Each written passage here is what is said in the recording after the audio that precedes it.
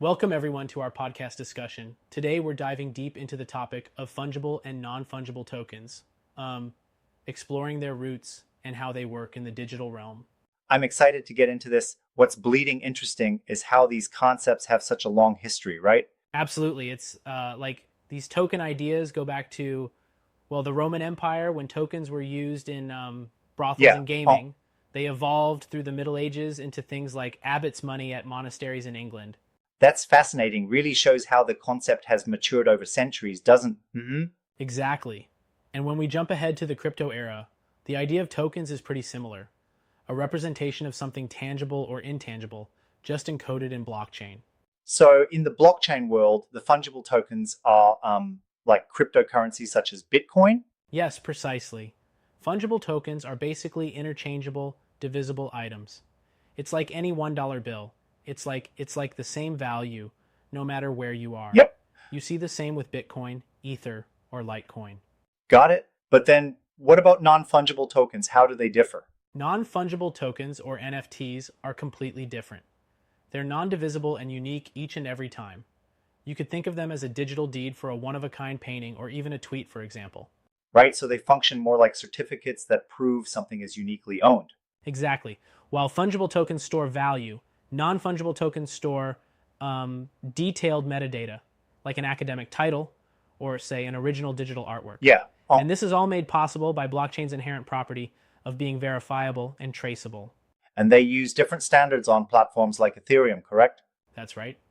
Fungible tokens usually follow the ERC-20 standard, while NFTs use standards like ERC-721 or even ERC-11v5 Yep, in some absolutely. cases.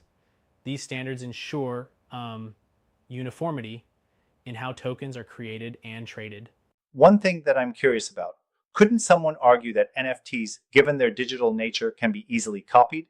How does that not diminish their value? That's a great point. The art itself can be copied, much like you can print copies of a famous painting, but only one copy holds the original verified ownership. Think of it as the Mona Lisa. You can have prints, but only one true masterpiece exists.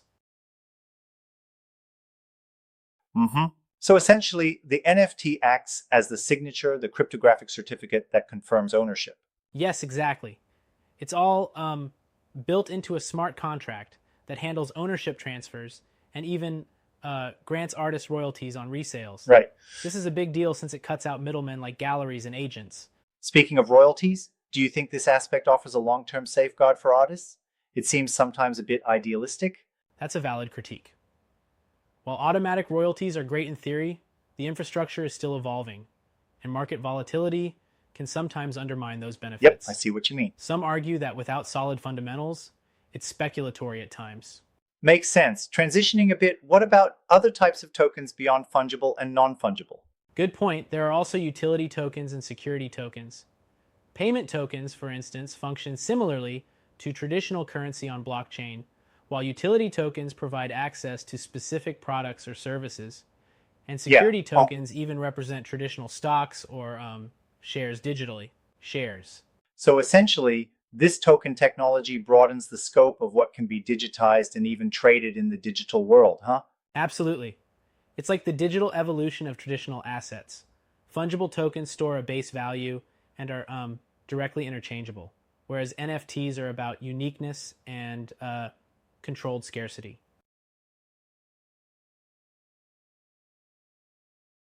And what about the historical evolution? It seems like these concepts have been repurposed quite a bit over time. Yes, it's interesting to see that the basic idea of tokens has adapted from being used in arcade machines and casinos to now representing high-value digital assets, including artworks and even real estate. Right, that's wild. You mentioned earlier that colored coins in Bitcoin were an early approach to NFTs. How do they compare to modern NFTs? Colored coins were indeed a primitive way to attach metadata to Bitcoin transactions. They allowed tokens to be designated for other assets, but they relied on off-chain trust agreements. Modern NFTs, on the other hand, are fully integrated into the blockchain and are standardized, making them that more clarification robust and helps. secure. And when it comes to minting an NFT, can you explain how that process works? Sure. Minting an NFT is essentially writing it onto the blockchain through a smart contract.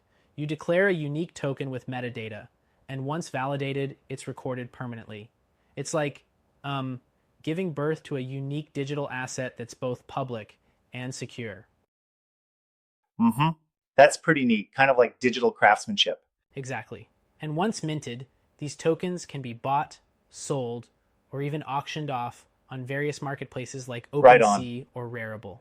So the process not only benefits the creators by providing royalties, but also enhances transparency in ownership transfers. Precisely. And that's one of the strongest selling points of NFTs. Every transaction is verifiable on the blockchain, which reduces fraud and Yep, disputes that's definitely over a game ownership. changer. However, I've often heard criticisms that the NFT market can be extremely volatile and driven more by hype than fundamentals. What do you think? I agree. And it's a timely challenge. Unlike cryptocurrencies like Bitcoin, which have some underlying technological and economic backing, NFTs are primarily driven by demand and collector interest. So their prices can fluctuate wildly based on trends and celebrity endorsements. That's a significant point, which then, in a way, shifts them more into the realm of collectibles rather than investment assets with inherent value. Exactly. And that's both a pro and a con. For some, owning a unique piece of digital art is priceless, while for others, its investment value might be I can see the precarious. dual-edged sword here. What's your take on the future outlook for both fungible and non-fungible tokens? The future is promising. With real-world assets increasingly getting digitized, fungible tokens provide a seamless medium of exchange, while NFTs are paving the way for verifying unique ownership of everything from art to digital Right, identities. that's really forward-thinking. All in all, it'd seem these token technologies are, well, revolutionizing how we handle both money and unique digital goods, despite some challenges along the way. Absolutely. And as the technology matures, we'll likely see more robust standards and a more balanced market with value driven by both innovation That's the and key. practical utility. Thanks for the deep dive, really enlightening discussion on where these tokens come from and where they're headed. Anytime, it's always a pleasure to chat about these cutting edge topics and their historical roots. It's like watching centuries of economic evolution come together in the modern era. And it's clear that understanding these differences is essential for anyone looking to navigate the digital economy today. Exactly. So whether it's a fungible token like Bitcoin or a unique NFT holding digital signatures of art, both are shaping our financial future in significant ways. Absolutely.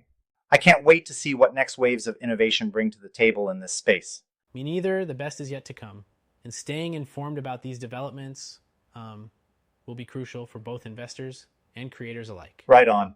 Thanks to everyone tuning in. This discussion really shed some light on what fungible versus non-fungible tokens are all about.